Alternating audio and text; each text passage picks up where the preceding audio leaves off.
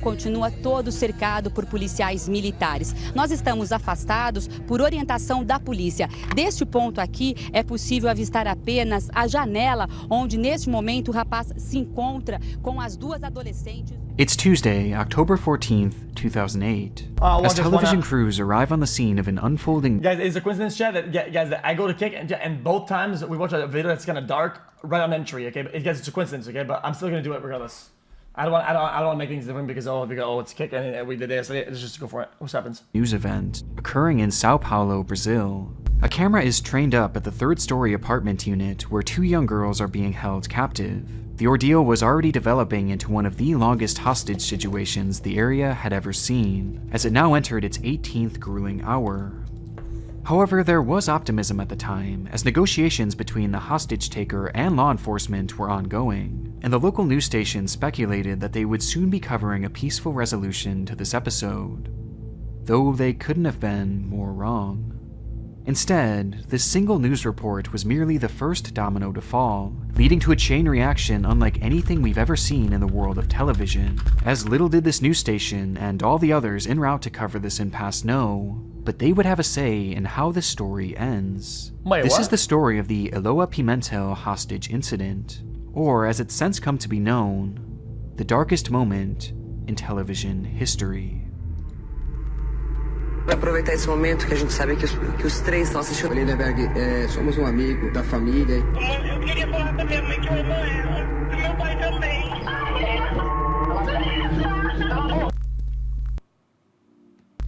Before we fully dive down this rabbit hole, I want to give that the sound they don't miss out on and busy starting off. Yeah, this is his video.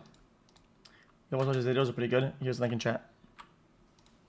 Their work week, as 15-year-old Eloá Cristina Pimentel arrived home from school for the day. Best described as a fun-loving, good-natured kid, Eloá excelled in her studies, where she met her closest friend, Nayara de Silva. And as she entered her family's apartment that day, she did so with Nayara by her side, as well as two other male friends, Legaio Viala de Oliveira and Victor de la Compass, with the group gathering together to work on a school project, until they heard the sound of rustling at the door.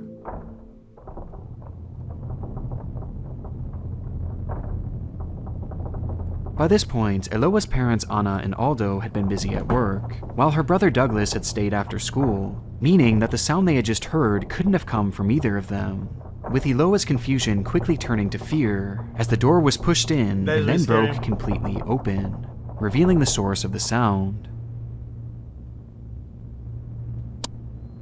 Standing there was 22-year-old Lindenberg Fernandez Alves, a man who Eloá had come to know all too well. Almost 3 years before, the then 12-year-old Eloá had caught the eye of Lindenberg, who at that time was already 19 years old. Though despite this glaring age gap, the two would fall in love with each other and proceed to date for the next 2 years and 7 months, a period of time that was anything but smooth sailing. By this point, Lindenberg had become well known locally for his temper, with most describing him as a hothead and incredibly aggressive, which Eloá would come to realize firsthand, as he quickly grew jealous of seemingly anything and everything Eloá would do without him. On one occasion, Lindenberg had even stalked Eloá when she was out for a walk, following her every movement across town, before he'd eventually catch her sitting alone at the bus stop. This, for whatever reason, enraged him, and he would go on to confront her both verbally and physically. One more time, I was reading dumbass fucking trash-ass chat. Before he'd eventually catch her sitting alone at the bus stop. This, for whatever reason, enraged him, and he would go on to confront her both verbally and physically, with it being reported that Lindenberg had attacked her not only on this occasion, but likely on several others as well. And after over 2.5 years of dating, Eloá had finally had enough, recognizing that Lindenberg couldn't be fixed, or at least not by her, and so she broke up with him. But this was something that Lindenberg just couldn't accept, as in his mind, life without Eloá was no life at all. Bro, she's 12. And he had to do something about it. Now, Lindenberg stood in the doorway facing the girl who had broke his heart just months before, with his pistol pointed directly at her. Eloá immediately screamed but was silenced by Lindenberg, who slapped her across the face, before going on to express frustration towards the other three in the group as they weren't supposed to be there. They were simply in the wrong place at the wrong time, and yet he claimed that this would not spare them from his wrath. He was there to kill Eloá and himself, and anyone else who might stand in his way. Though he seemed to be in no rush to do so, as he forced the 4 teenagers onto a bed and forbade any of them from talking, before he would stand there and wait for hours weighing his options. Until he too heard the sound of rustling at the door. It was Aldo, Eloá's father, who had arrived home from work only to find Eloá's brother Douglas sitting outside the front door. Douglas had gotten home over an hour before, only to find the door locked and the inside deathly quiet, forcing him to wait for his father to arrive home with the keys, all the while having no inclination that inside, his own sister was being held at gunpoint. As Aldo approached the door, Lindenberg would begin yelling, shouting at him to back away and that he had his daughter and her friends inside, marking the official beginning of the standoff. Police would arrive almost immediately to the scene, where they would quickly realize just how daunting the task before them was. Lindenberg was more unwell than they could have ever imagined, with his temper proving to be their biggest obstacle during that first day, as in some instances he was actually receptive to negotiations, even allowing the release of the 2 boys inside, before he would suddenly shut down and become enraged, seemingly out of nowhere. O que você quer? Fala pra mim pra eu poder te ajudar, cara. Eu quero matar Eloá e matar e liberar a base. Eu tô agredindo a minha namorada, essa desgraçada. The Barbie? E matar e liberar a base. Eu tô agredindo a minha namorada, essa desgraçada aqui. Eu sou namorada. Oh, sorry, you guys can't see.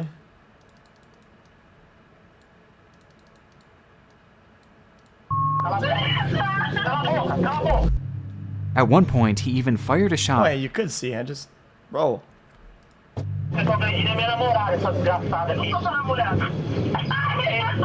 Jesus! At one point, he even fired a shot through the front door at a passing civilian, incorrectly believing that they were trying to interfere. One minute he was hot, and the next he was cold. And as these tense minutes turned to hours, the reality of the situation for these negotiators became apparent. One wrong statement, even one wrong word, could cause everything to come crashing down.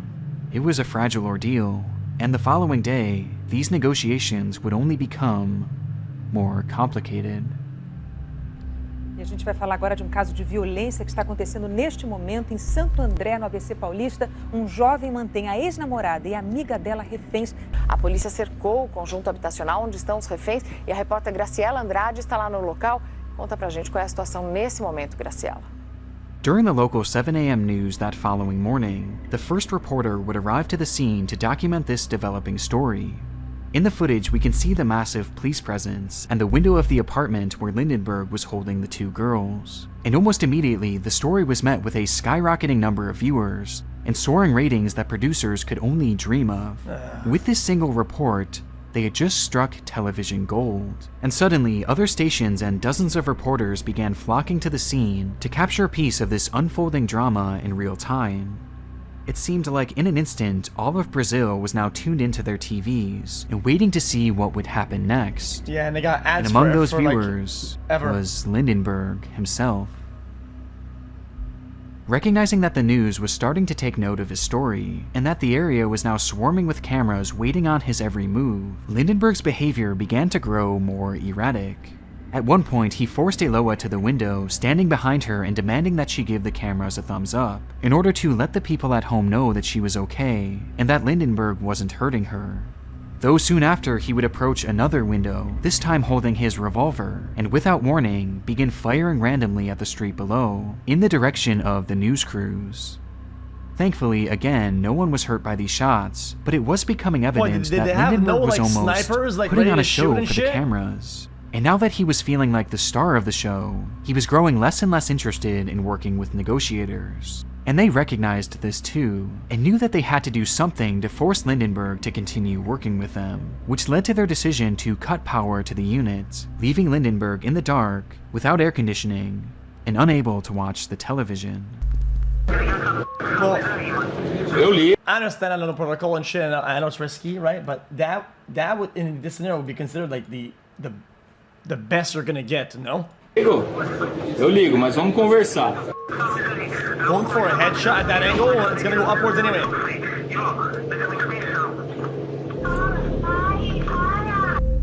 As a result, Lindenberg went ballistic, striking Eloá while on the phone with negotiators.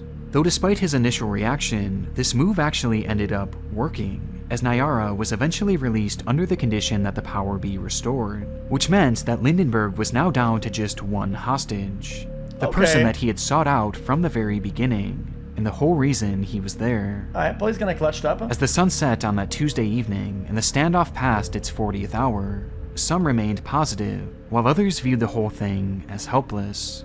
But whatever opinions those in the area had at the time, it's safe to say that no one could have expected the baffling turn that this case was headed for just the following day. It was 1:30 p.m. on Wednesday the 15th, the third day of Eloá's captivity, when suddenly, inside that quiet apartment building, the silence would be interrupted by the ringing of a telephone. Lindenberg rushed to pick it up, expecting it to be the negotiator who he had been speaking with the previous day, but instead, he heard a different voice. Lindenberg, tá tudo bem aí? É. Ô Lindenberg, somos um amigo da família, a gente queria saber se tá tudo bem, só isso. Lindenberg, é Luiz Guerra, tudo bem? Somos conhecidos da... Luiz Guerra. Sou da Sônia Abrão, repórter da Sônia Abrão, a gente só tá em nome da sua família, porque sua mãe está desesperada, a gente quer saber se tá tudo bem, só isso. What the fuck? Acting without the permission of the police That's or Eloá's family, insane. a reporter named Luis Guerra from the Sonia Abrero news station managed to track down the apartment's phone number and What an absolute content raccoon. What the fuck? call Lindenberg while in the middle of this active hostage situation.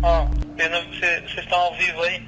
Não, estamos gravando e vai ser exibido na Sônia Abrão tudo o que você falar, tudo. Às 2 horas entra no ar, o que você estiver falando vai ficar no ar. It's not hard to understand why this is such a terrible idea, as we already know that Lindenberg was highly emotional and could be set off on a rampage with just a single word.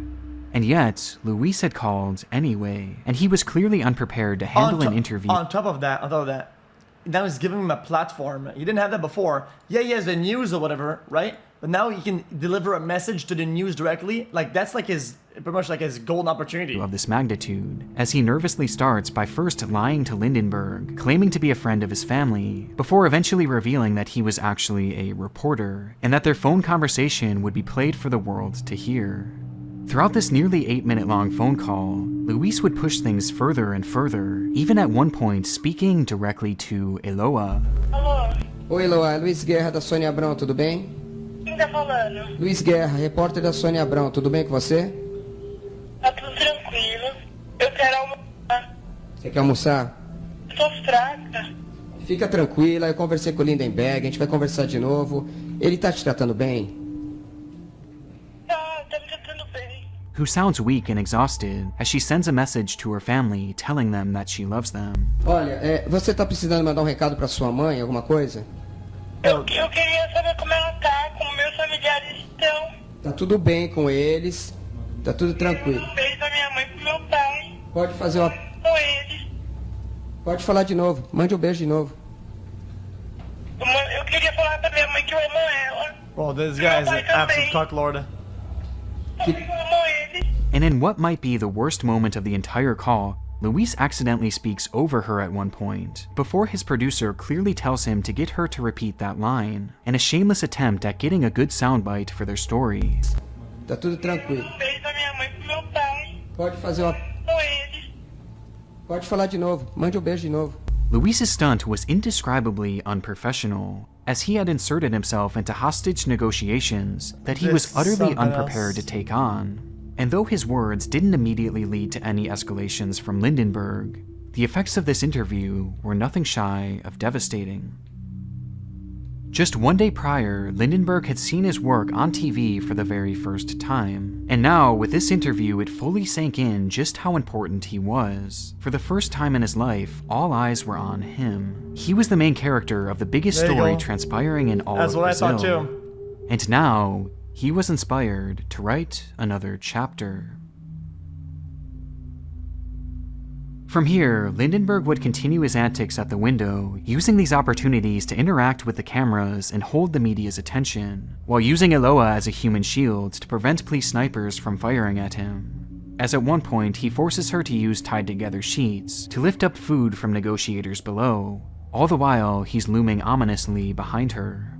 And this wasn't solely for the cameras either, as by this point, the audience wasn't just watching at home, but many had gathered outside the apartment to watch the action unfold in person, treating it like some sort of public spectacle. And all while this was happening, police were trying desperately to continue their negotiations. But by this point, Lindenberg was far too distracted by all this attention, as he would even hop onto another live interview shortly after. Todos os amigos estão dizendo, o pessoal que te conhece também está falando que você sempre foi calmo, sempre foi trabalhador, sempre foi um cara legal, que o que você está fazendo hoje deve ser um surto que você está passando, uma crise emocional muito séria. Mas você, de qualquer maneira, mesmo em crise, você está se segurando. Well, these people are fucking insane. Com um certo critério, você está liberando as pessoas, você não está fazendo mal para ninguém. These people call themselves reporters. You're not reporting shit. Todo mundo são e salvo, inclusive você, Trying to manipulate things and somehow getting a piece of the While on spotlight air, to be a the hero. host herself didn't just ask Lindenberg questions, but she began actively trying to negotiate Eloá's release, despite again having no authority and no training for this kind of event. Tá. Você vai entregar os 2 revólveres para ela, você vai tirar as balas, entregar na mão da Eloá. Exatamente, mas eu não vou dar a hora e não vou falar qual vai ser o momento. Tudo bem, mas você vai descer e a gente vai deixar isso aqui claro para o Brasil inteiro. Você está dizendo que você vai descer desarmado, completamente indefeso, com as mãos para cima. Ou seja, você vai se render sem nenhuma resistência para que as coisas terminem em paz. The telecom company should have literally just cut their service straight through. Just instantly just cut the service through the entire fucking building. É isso. Confirma pra gente, confirma pro Brasil inteiro isso. Tá confirmado. Na melhor hora eu vou fazer isso. It was evident from both interviews that these reporters were not taking this case as seriously as they should be, failing to understand just how violent Lindenberg was, and just how quickly he could become enraged. And if it wasn't obvious just how twisted the media's perception of says they have a different culture there, moron. No, there's only one culture in prison like that. It's called fucking psychology, motherfucker. And these guys are going in the middle of like a negotiation for like multiple days, and they're just doing their own fucking thing, going off script. You fucking absolute idiot. This guy's insane, man. This case had become. They would then go on to air a segment with their trusted legal consultant, who gave his expert opinion on how he believed this case would end. Ademar Gomes, né? Vamos falar do que espera o Lindenberg aqui fora. Boa tarde, viu, doutora Ademar? Prazer tê-la aqui novamente. E com a sua experiência nos orientar aí sobre o que vai acontecer daqui pra frente, para que a gente possa ter uma ideia. Bom, eu sou muito otimista, né? Eu espero que isso termine sem pizza, né? E num casamento futuro entre ele e a namorada apaixonada dele, né? Certo. Ele tá passando uma fase momentânea, né? Ele também tem perdido a motivação de viver, porque... Bro, it's obvious what he's trying to do, and it's like so deliberate that this will just anger somebody. But this guy's... I get what he's trying to do. He's trying to be like, oh, dude, look, man, there's a good future ahead for this guy, because he's watching, and he's being like, oh, if he gets out of this, now they're gonna be together, and he's gonna have what he wants. But it's so blatant and obvious that just makes somebody angry. Rapaz jovem, quando se apaixona, muitas vezes se desequilibra, que é o caso do... Radicaliza mesmo, né? Então, mas isso vai terminar realmente em final feliz, graças a Deus, eu tenho plena certeza. With the reporter theorizing that this would all end in pizza, with the couple having a meal and reconciling their differences before eventually going on to get married, as this was all just a phase for the young man and his passionate girlfriend. And they somehow made things even worse, as the host would follow this segment up by stating that Lindenberg was still going to have to answer for his crimes, before running down the list of every single charge that he was going to face. A gente tem a informação que ele vai responder aos crimes de sequestro e invasão de domicílio, disparo e porte ilegal de arma de fogo. Ele deve ter alívio na pena porque ele não tem antecedentes criminais, ele é réu primário e a pena para sequestro seria de 1 a 3 anos. This obviously only made the situation even more helpless in Lindenberg's mind, as she was essentially telling him that no matter what happens from here, even if it were to all end peacefully, his life was already essentially over based on the crimes he had already committed. And this wasn't the only thing his TV was telling him. As mentioned previously, these news crews were on the scene 24/7, watching and listening to everything that the police were doing all the while. And as a result, they would overhear officers discussing their plans on how they were going to attempt to end the situation. To which, incredibly, these stations would proceed to air this information in real time, meaning that everything the police were trying to do to help Eloá would be heard by Lindenberg well before they would attempt to carry it out. And he would see it all too, as due to the constant live coverage outside their window, he would be able to see any officer attempting to approach the door or the windows. The media was not only making Lindenberg feel invincible, but they were quite literally making him untouchable, as whenever the police would make plans, he would hear it on the TV and simply adjust his course to ensure that they wouldn't capture him. Whatever the police said and whatever the police did, Lindenberg was watching over them all the while. And so, they had to be extra diligent and avoid doing anything rash to keep the situation stable.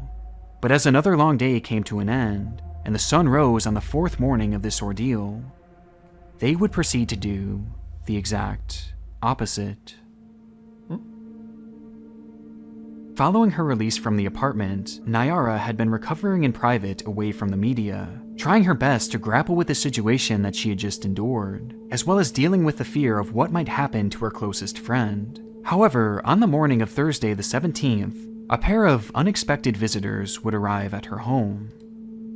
Standing at her door were 2 police officers that had been working Eloá's case who requested that Nayara come with them in order to help assist with their negotiations. Apparently, that morning, Lindenberg had agreed to facilitate Eloá's release, but only on the condition that Nayara and Douglas meet the 2 outside of the apartment and walk with them down into police custody. This was due to the fact that Lindenberg had become paranoid of being shot by officers, but having Nayara and Douglas there would essentially provide a shield for him. And so, the police agreed. But by this point, Nayara had no idea that this deal had ever been made, and that she was now being driven back to the kidnapping site, where she would soon have to meet her captor face to face, yet again. And there was little to no time for her to react upon her arrival, as she was almost immediately thrust into negotiations. Amor, vou subir. Tá bom, na frente da porta. Tá bom. Tá, deixa eu falar com ele agora, amor. Vai dar tudo certo, prometi pra você desde o começo, tá bom? Beijo, te amo. Oi, Nayara. Tudo bom? Tá melhor já? Tô, você tá calmo aí? Tô calmo. Você vai fazer mesmo tudo isso que você tá falando? Confia em mim? Confio. And so, the cameras followed as way too calm. Bro, this almost sounds like he's actually happy and portraying he's more happy because he knows he's gonna get a double kill instead of just one.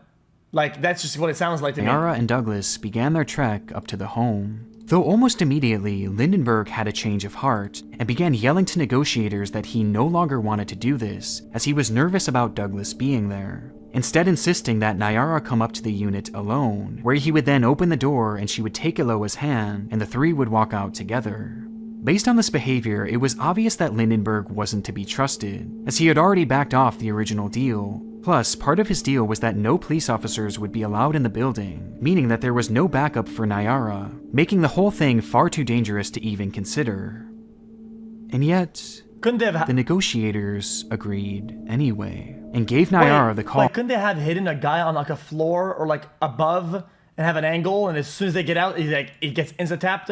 Guys, believe it or not, guys, I saw the other day it was like a Vegas a hostage situation. And the guy goes to the house, opens, and insta headshots. And it's like, I was like, oh, this is a thing people do, man. to walk up those stairs and approach the door. If he's already on TV, alone. if the guy already went in. And so, with no backup They could've whatsoever, snuck him in at one the point. pressure of her friend's life on her shoulders, the police officers talking in her ear, and the hundreds of thousands of people watching at home, she felt as if she had no choice but to walk up those stairs step by step, until she stood just feet away from the door, where she waited to see Eloá. Though when the door was opened, she was instead met with the sight of Lindenberg, who reached out his arms, grabbed Nyara's hand, and pulled her inside, shutting the door behind them. And with that, Nyara was a hostage once more. This whole sequence has to be one of the worst handlings of a hostage situation that I've ever seen. Even having Nyara at the scene to begin with was questionable enough, as remember, she was only 15 years old at the time, and she had just survived this traumatic experience only one day before. But sending her up there alone, with no form of protection, is shocking. And they're giving and him you might something, think that but they're not after giving all you of a this, turn. the news stations would finally just back off and stop intruding on the case, as clearly things were becoming more and more dire. However, they only became more obsessed, as Nyara's recapture only boosted their ratings even higher, and garnered the case a whole new level of notoriety that they just needed to exploit.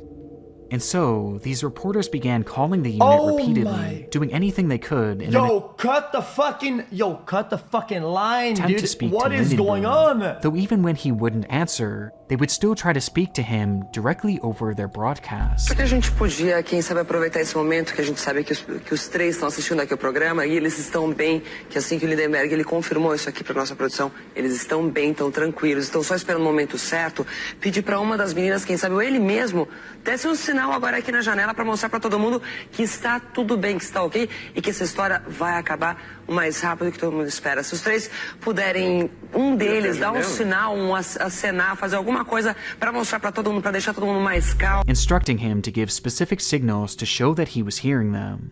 Both the media and Lindenberg were stretching his 15 minutes of fame for as long as they possibly could. And by that Friday, the ordeal would reach its 100th hour, making it the most prolonged hostage crisis in Brazil's entire history, with there being no sign of a resolution in sight.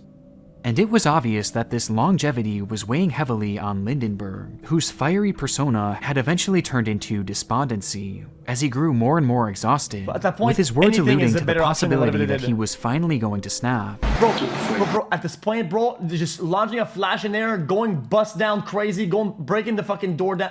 Anything is better than this. Anything at all. It doesn't matter anymore. Eu não vou sair daqui pra cadeia, mano. Pô, mas por que isso, cara? Porque eu não vou sair daqui pra ir pra cadeia, não. Tô sentindo esse coração agora. Tem um cara aí da população que tá chegando no fim. And by this point, Brazilian officials were tired of their negotiations anyway, and knew that it was time for a different tactic, sending in their Special Tactical Actions Group, known as GATE. Although, due to the cameras on the scene, the team knew that they couldn't just scale up the wall and enter through the window, since Lindenberg would be able to see the whole thing unfolding on his TV.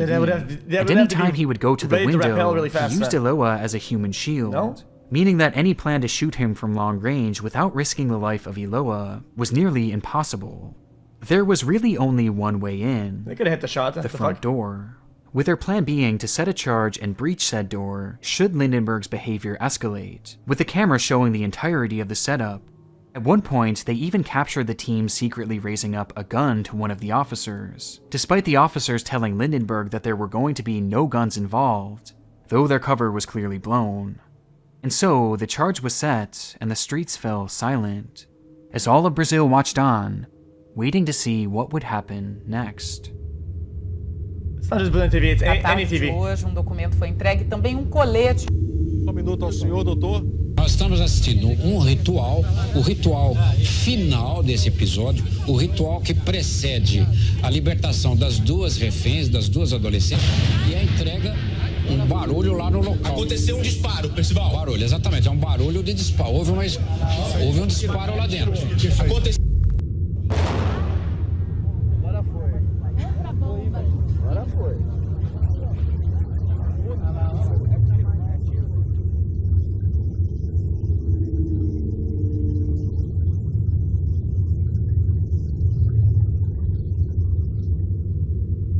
It all happened in the blink of an eye, as in an instant, Gate would blow open the door, which was followed by a puff of smoke and 4 loud gunshots.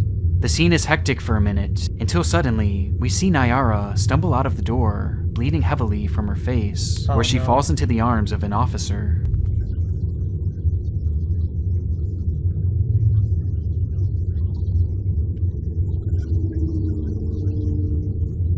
Then, a stretcher is taken into and out of the room, with Eloá strapped to it.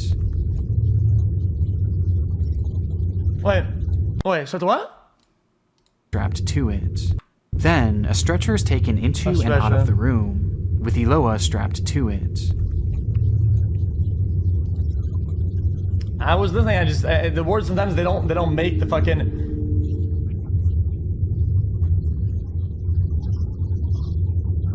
As she is rushed down the stairs and taken into an ambulance. And even at this point, these news crews just couldn't help themselves, as they stuck their cameras in the window of that very same ambulance, where rescue workers were desperately trying to save Eloá's life.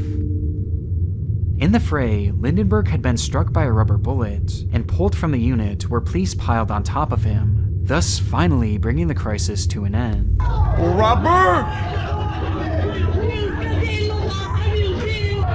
Brother, the people that are breaching in the front lines are using non-lethal? But not before he would fire his weapon 3 times. One shot would hit Nayara's hand, with a bullet traveling directly through it and then striking her in the face, while Eloá was struck twice, once in the groin and once directly in the head. Despite being given immediate medical attention, Eloá Pimentel fell into a coma, and though she fought bravely for many days, she was eventually pronounced brain dead, before she would ultimately pass away. Her funeral was held days later, where over 30,000 people would pay their respects for the girl whose kidnapping many had watched on their household TVs. In the days that followed, Nayara would make a full recovery, and she would later go on to speak out about her story and how she was pressured by law enforcement to revisit the scene that day, with her accounts leading to heavy criticism against the officers who were working her case. And it wasn't just for that reason either, as her testimony also exposed just how poorly planned out Gate's entry of the home actually was. According to officials, the team only entered the building because they had heard a gunshot, claiming that Lindenberg had fired first, which prompted them to react.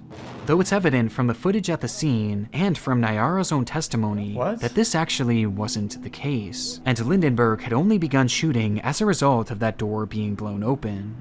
And making things even more troubling, despite blowing the door. Wait, I thought they shot the rubber bullet first. I thought they hit him with the rubber bullet and then he shot, no? Door open, it took officers as long as 7 to 15 seconds to enter the apartment, a time span in which Lindenberg would fire all 3 of his shots. It's unclear why they hesitated for so long before they entered the home, but they must have known that the blast was going to trigger some sort of reaction from Lindenberg, and their decision not only to breach the door in that manner, but also their decision to wait, undoubtedly contributed to the death of Eloá. And truthfully, it's a miracle that Nayara wasn't killed as well, due to their incompetence. Though obviously, it wasn't just law enforcement who had failed Eloá in the situation, with many pointing their fingers at members of the media, especially those who directly interfered with the situation, as their behavior undoubtedly factored into Lindenberg's behavior. Though despite this, none of the journalists ever expressed any regret over their handling of the situation, and to my knowledge, none of them faced any form of repercussions. As a result of his many crimes, Lindenberg would be sentenced to 90+ years in prison, though due to Brazilian law, the sentence was reduced to just 30 years, making it likely that he will someday be released from prison. Which, for now, brings us to the end of this tragic story. Though there is one more detail about this case that I just had to mention at the end here, because it somehow makes this story even more bizarre, as just days after Eloá's death, her father Aldo would disappear. Throughout the entire hostage crisis, Aldo was essentially invisible to the public, as the press was forbidden from interviewing any of Eloá's family. But as a result of Nayara's recapture, Aldo had become so stressed that he collapsed and was rushed to the hospital. There, he would make a full recovery, but when he was carried away from the scene, the cameras would capture his image as he lay on a stretcher, with the photo being broadcast all over the news that day, where a detective at home just so happened to recognize him. As it turns out, Aldo was a wanted man, having been accused of murdering at least 2 people back in the 90s as part of a Brazilian gang, one of which was even a police chief. And from that moment, he had been on the run ever since, with Aldo actually being an alias for his real name, Everaldo. During this whole situation, Eloá's father was quite literally a killer on the run, and he had been blending into his new life for over a decade, until the moment his face was broadcast all over Brazil, which in turn caused him to flee the area immediately after. Though eventually, after a full year later, Everaldo would finally be captured and sent to prison, marking the end of one of the most shocking television cases we've ever explored, and what may very well be the darkest moment in television history. I mean, this is like, it just kept twisting it. More twists. I don't even know. I mean, that was insane.